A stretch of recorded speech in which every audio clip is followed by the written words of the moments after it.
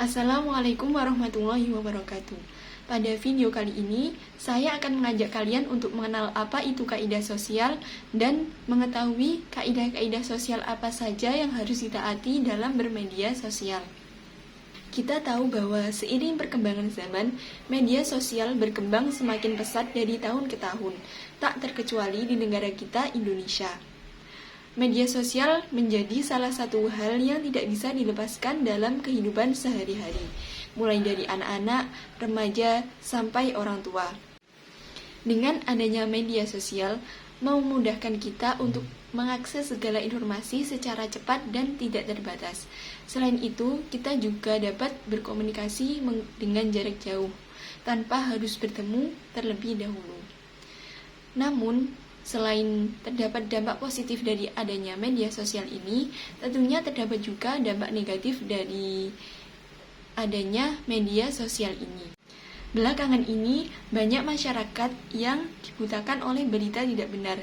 Banyak juga dari mereka yang memberikan komentar negatif atau tidak sopan dan memberitakan berita-berita bohong atau hoaks. Untuk itu, penting bagi kita untuk mengetahui dan menaati apa saja sih kaidah-kaidah sosial yang ada dalam bermedia sosial. Kaidah sosial adalah aturan atau pedoman bertingkah laku di dalam bermasyarakat.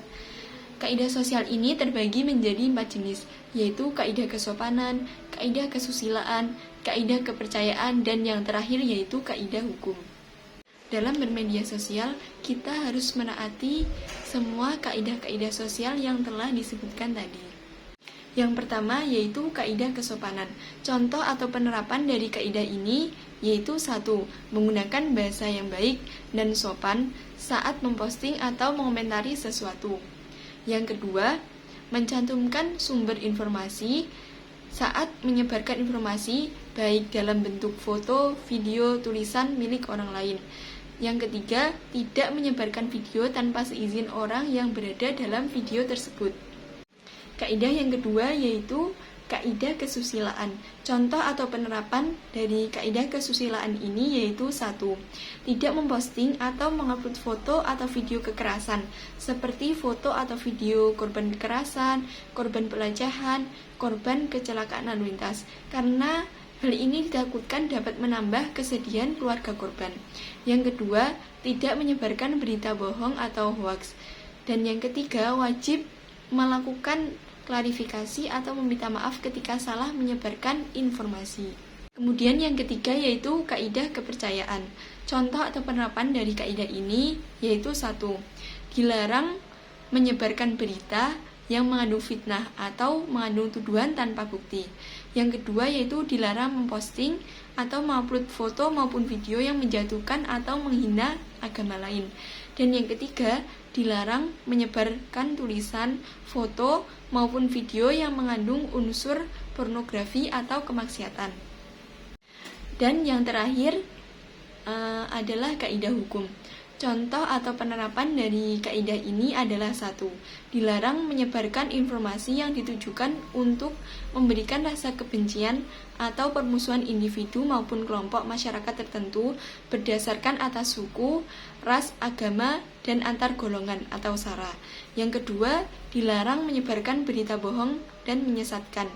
Dan yang ketiga, dilarang mengirimkan informasi berupa tulisan, foto, maupun video yang berisi ancaman kekerasan atau menakut-nakuti yang ditujukan secara pribadi.